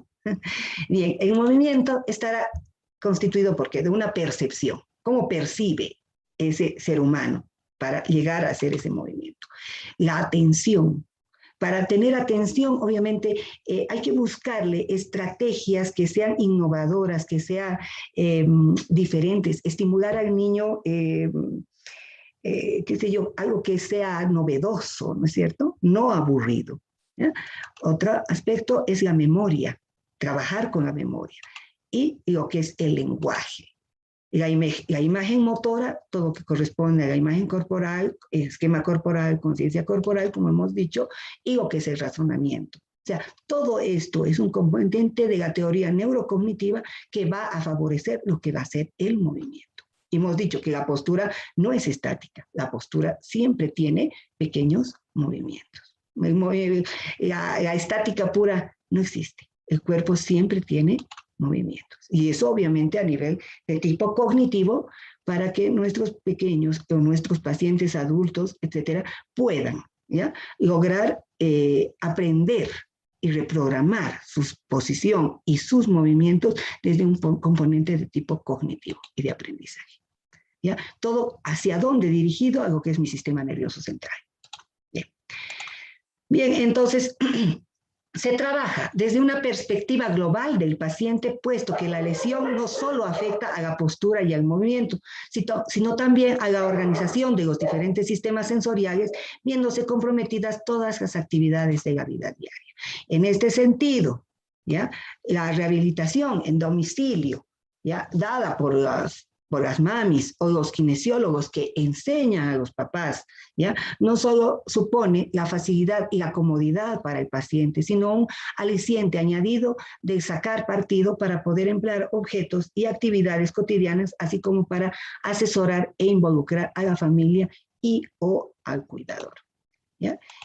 Y por último, trabajar con las familias, trabajar en equipo, hacerlos partícipes activos en el tratamiento, tanto a la familia como al paciente con el cual estamos trabajando. Favorecer la adquisición e integración de los aprendizajes sensitivo-motores, ¿ya?, haciendo una globalidad. Bien, ¿qué buscamos nosotros? ¿Ya? Por ejemplo, un control postural en los niños con parálisis cerebral. Voy a hablar de cosas muy aisladas y a grosso modo, porque realmente es mucho, ¿ya? Hablamos de un componente que es la bipedestación y la utilización de bipedestadores, ¿ya?, y en este caso andadores, ¿ya?, favoreciendo una postura erecta, como hemos dicho, un apoyo importante en los pies de lo que es 90 grados. Acá tenemos un juego ya de lo que va a darnos un movimiento de flexión y extensión plantar, ¿ya?, flexión plantar, ¿ya? Acá tenemos la posición erecta de la cabeza, tomando en cuenta los 5 componentes del neurodesarrollo en lo que va a ser la rehabilitación neurológica, ¿no es cierto? Que primero va a ser control de tronco. Es como un árbol, ¿no? El arbolito, ¿qué es lo que tiene primero? El tronco, y el tronco tiene que estar recto para que pueda proceder a las demás habilidades, ¿no? Entonces, control de tronco, descarga de peso, línea media, ¿no? Control cefálico, que viene asociado a lo que va a ser el control de tronco, ¿ya? E independencia de los miembros, ¿no?, en este caso las manos, ¿ya? Ya, en la marcha, en los niños con diplegia, por ejemplo, caminar sobre pendientes, ¿no? Acá tenemos un aparatito, una banda sin fin, pero que tiende a llevar, digamos, en ascenso o en descenso esta plataforma, haciendo que el niño le sea complejo realmente caminar, ¿no? En bajada o en subida, pero que sí, si se lo va a trabajar bien, el cuerpo tiene que adaptarse a esos desequilibrios. ¿Para qué? Para favorecer el movimiento, y si hay buen movimiento, obviamente va a haber buena postura. Bien, los niños, otros con discapacidad visual, ¿no? Donde tenemos grandes problemas a nivel de lo que son las posiciones de la cabeza y del cuello, digamos, porque obviamente no tenemos un captor, que es el visual, que está aportando con toda esa información a nivel cerebral. Entonces, habrá que tomar estrategias dependiendo del caso y dependiendo del paciente en el cual nos estamos enfocando. Bien, entre las actividades psicomotrices, y aquí me tomo un poquito la libertad, ¿ya? De la época de la pandemia, ¿ya? El gran desafío para los padres es tener presente el juego corporal. El juego es espontáneo, no estructurado, dispuesto a la imaginación y a la creatividad, porque es el único modo que el niño pueda expresar lo que estamos viviendo, lo que está pasando acá, es capaz de expresar sus deseos, sus fantasías y experiencias de un modo simbólico. Papis, no se olviden de jugar, no se olviden de disfrutar el cuerpo con sus niños, ¿ya? De tener ese diálogo corporal, ese diálogo tónico que nosotros llamamos con los niños. ¿Ya? Buscando diferentes actividades en la casa, ¿ya? Como podemos ver, por ejemplo, algunos juegos que podemos realizar en la casa, ¿ya? Tenemos acá una mesa, ponemos aquí una tela y usamos como columpio, y esto nos sirve, digamos, en favorecer todo el componente de tipo vestibular y el equilibrio, siempre buscándole la parte terapéutica, ¿no? Otro que tenemos aquí, platos, digamos, desechables y un globo, jugar tenis con el globo de acuerdo a las capacidades y a los alcances que pueden tener nuestro niño. No le veamos las dificultades, ¿ya? Veamos las potencialidades que tiene ese niño y saquemos partido de lo que puede hacer, de lo que está apto para hacer. ¿Ya? Pero juguemos, ¿no? Juguemos, es importante el componente lúdico. Este laberinto neuromotor, por ejemplo, es realmente interesante, ¿no? Es poner lana, digamos, entre las escaleras y fijar y hacer todo esto y que el chiquito pase. No saben ustedes cómo se divierten los niños al realizar esta actividad. Además que están haciendo todo un juego corporal realmente importante. Y pueden tener muchos juegos. Acá tenemos los bolos, ¿ya? Depende mucho de la creatividad de los papás, de los educadores, de las personas que están con estos niños en casa, ¿ya? Acá el túnel, aquí tienen un cajón y cómo logramos hacer como un circuito, digamos, psicomotor en casa, ¿no? Favoreciendo todas estas actividades. Aquí lo mismo, como gusanitos y nos arrastramos, ¿no? Acá favorecemos un montón de cosas. Y en el adulto buscamos estimular y facilitar la recuperación de habilidades motoras perdidas a consecuencia de un daño en el sistema nervioso, es decir, reaprender lo que ya aprendió pero perdió. Esto es para pacientes adultos que tuvieron, digamos, algún problema posterior, una ABC, una hemiplegia, qué sé yo, donde se perdió lo que ya habían aprendido. Ya es otro concepto, ¿no? Pero esto es en adulto. ¿Ya? Acá podemos tener, importante, siempre el control de tronco. Acá en casa, por ejemplo, tener una banqueta, ¿ya? Sin respaldo, aquí hay una silla, pero sin respaldo, y ahí trabajar, digamos, ¿no? Mientras hay control de tronco, una fijación visual, seguimiento visual con este globo, digamos, y aquí estamos favoreciendo este movimiento y este control de tronco a nivel de lo que es un componente de tipo postural. Acá lo mismo, una disociación de cinturas, hacer varias actividades de un lado al otro, seguimiento también con los ojos y la cabeza, favorecer ese dominio corporal, ese apoyo de los pies, toda esa información podal a nivel de lo que es cintura pélvica, lo que es la cabeza, los ojos, etcétera, ¿no? O sea, mucha creatividad en lo que se puede realizar en la casa. Acá, por ejemplo, es marchar con la cola, ¿no? Ir hacia adelante y hacia atrás, haciendo movimientos, cosa de que vaya desplazándose hasta el borde de la silla y posteriormente hacia atrás, ¿no? Siempre con este apoyo a nivel de los pies. Otro aspecto, aquí a nivel perceptual, cerrando los ojos, ya nosotros tomamos 4 puntos importantes, uno anterior entre lo que es el esternón, uno posterior entre lo que es las escápulas, laterales a nivel de lo que son los hombros, y a nivel de las escápulas a manera de diagonal hacia derecha y hacia izquierda, y lograr que el cuerpo se llegue a poner en posición recta, importante, ¿no? Tenemos buena postura a nivel de tronco, digamos, y realmente tenemos activado todo, ¿ya? Otro juego, por ejemplo, aquí a nivel cognitivo, ¿no? Jugar, qué sé yo, mano derecha, número par, por ejemplo, ¿no? Y muchas otras actividades también parecidas a todo aquello, pero obviamente con su componente terapéutico, preventivo, etcétera, ¿no? Entonces, para nosotros los kinesiólogos, ¿ya? El movimiento es vida. Realmente el movimiento es vida, ¿no? Y aquí un mensajito para todos, ¿ya? Que nadie corte nunca tus alas. Tú eres quien decides lo alto que quieres volar. Juan Salvador Gaviota.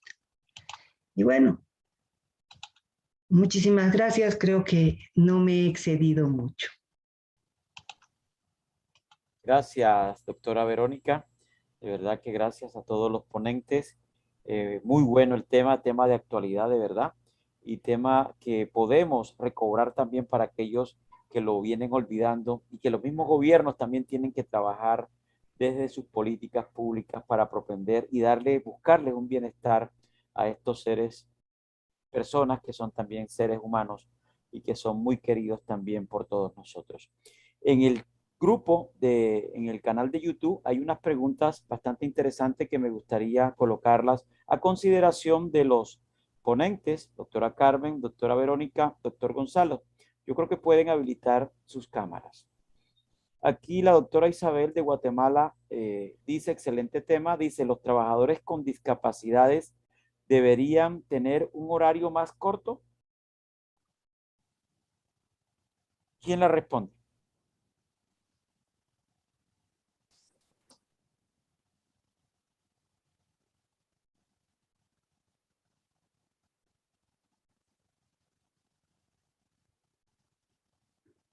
Doctor Gonzalo. Bueno, la verdad es que esa iniciativa ya existen, ya. Hay un tratamiento especial en algunos códigos laborales en Latinoamérica, como por ejemplo en México, en Chile, creo que también en Colombia se trabajó en esa línea, donde existieran ciertas condiciones, no de diferenciación especial, sino que más bien de garantía. Entonces, por lo tanto, se ha trabajado esa línea. Tal vez donde pudiera haber una diferenciación es que algunos países han avanzado hacia lo que se ha empezado a llamar el acceso universal, que tiene que ver con que existan las condiciones de infraestructura para que las personas puedan acceder permanentemente y con la mayor facilidad a sus trabajos. Por lo tanto, hay una línea de trabajo ahí, pero evidentemente aún todavía falta crecer más en conciencia social, que es otro tema, que tiene que ver con el urbanismo, que tiene que ver con vivienda, que tiene que ver con desplazamiento, etcétera. Eso. Ok, sí, también recordando lo que estaba comentando la doctora Carmen, recordando también, ella comentaba y efectivamente desde los gobiernos, desde las políticas públicas y las políticas tributarias también, los gobiernos buscan incentivar para que se contrate a discapacitados a realizar labores laborales, pero se encontraba también digamos, con ese trancón de que no, las compañías no tenían las condiciones para que los discapacitados fueran a laborar. Entonces, ahí venía como un choque y tenían las compañías que, digamos, adecuar las instalaciones para que estas personas pudieran, algunas, tener acceso al trabajo. Existe otra pregunta también por acá en el grupo que dice, de Diego Arango, de Medellín, Antioquia, dice, ¿qué países latinoamericanos están más en programas para gestionar la discapacidad?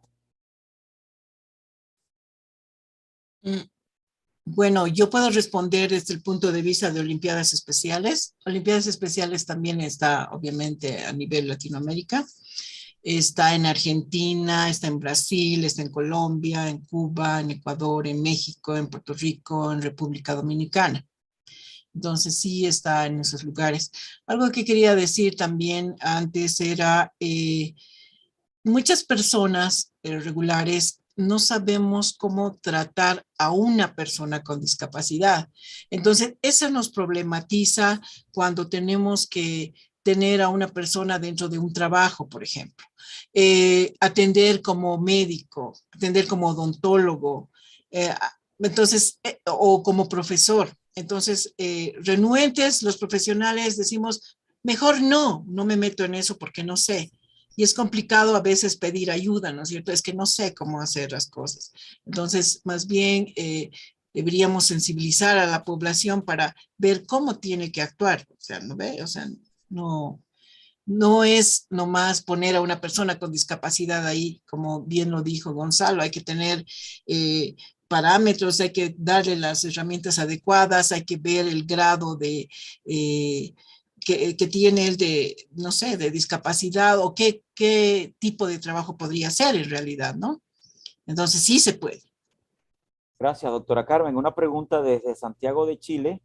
El doctor Ángel Lazo pregunta a la doctora Monasterios y le pregunta, ¿cuáles son las recomendaciones para estrategias saludables en casa para personas en situación de discapacidad? Ya, lo primero, voy a seguir insistiendo en el tema, es que no podemos decir discapacitados, sino personas con discapacidad, o física o intelectual. Es el trato como debemos darle a la persona, no como niños, o sea, no, sino como personas de hablar en forma normal. Y ellos también nos hablan normalmente, o sea, no decir, ay, sí, chiquitito, pobrecito. No, eso no tiene que existir. Después el seguimiento a las actividades que se van a dar a nivel de estrategias en la casa, digamos, ¿no? Y saber que cada una de las personas, incluyendo nosotros los regulares, tenemos un tiempo de aprendizaje. No todos aprendemos lo mismo en el mismo tiempo. Entonces tenemos que enseñar, darles conocimientos, enseñarles una actividad desde el amor. Parece ridículo, pero es desde el amor que uno trabaja con ellos, con la paciencia. Entonces, eso, y hay que buscar formas de llegar a ellos, así como Verónica estaba hablando, ¿no? Hay que buscar, si es, no sé, una actividad de una caja, no darles la caja y listo, de decirles cómo podemos hacer, incluso incluirnos dentro de eso. Entonces, eso nos va a ayudar mucho en este tipo de estrategias saludables. Gracias, doctora Carmen. Eh, Otra preguntita que estaba por aquí en el chat del grupo. Sí, aquí dice el doctor Diego pregunta, doctora, ¿cómo debe ser el control de la cabeza del bebé cuando se baña? Me imagino que será para la doctora Verónica. Sí, bueno, dependiendo, ¿no? O sea, qué edad tiene el niño, cuál es la patología que tiene, qué es, a qué se refiere prácticamente, porque en esto, digamos, no hay una receta de cocina, ¿no? Entonces, si me especifica más o menos qué tipo de patología tiene, más o menos se puede adecuar aquello, ¿no? O sea, hay que buscar, por eso les decía, para evitarnos todos estos problemas, favorecer todo lo que es el desarrollo onto y filogenético del niño, ¿no? Para lograr un control cefálico. O sea, ya no podemos pretender que tenga un control cefálico si no cubrimos todo aquello. Ahora, dependiendo mucho también de la patología, hay niños que no lo logran, digamos, ¿no? Adultos que no lo logran, entonces hay que adaptarse y hay que tener un poco de creatividad en todo aquello, pero eso viendo bien cuál es el caso, cuál es la patología y qué niño está, o modificar en el baño, qué sé yo, no meterlo a la tina o meterlo a la bañera, sino bañar al niño con uno mismo en la ducha, que también es bastante estimulante y saludable, ¿no? Gracias, doctora Verónica. Bueno, sin más preámbulos, de verdad que les damos la cordial gracias, una extensión de verdad, gracias en toda Latinoamérica a la doctora Verónica, al doctor Gonzalo, a la doctora Carmen y en especial también a todos aquellos que se conectaron en este tema, que de verdad que es un tema muy importante que hay que considerar y que muchas personas como tal viven esta situación y que de verdad que hoy ha sido de gran apoyo para ellos también para poder seguir trabajando en el bienestar y en la salud de esas personas. Un saludo también especial para BIFROS, el Comité Iberoamericano de Bioética, de Ética y Bioética, para ALES, la Asociación Académica Latinoamericana de Estudios Sociales, para las Olimpiadas Especiales de Bolivia también. Un abrazo enorme por esa organización tan maravillosa de este evento y que esperamos se vuelva a repetir en otra oportunidad. Un abrazo a todos, de verdad, y mil gracias a todos conectados desde Bolivia, desde Chile, desde México, desde Argentina también, desde Colombia y de otros rinconcitos de Latinoamérica. Un abrazo a todos. Chao, chao. Gracias. Muchas gracias. Un abrazo a todos y muchas bendiciones. Cariños, cuídense mucho.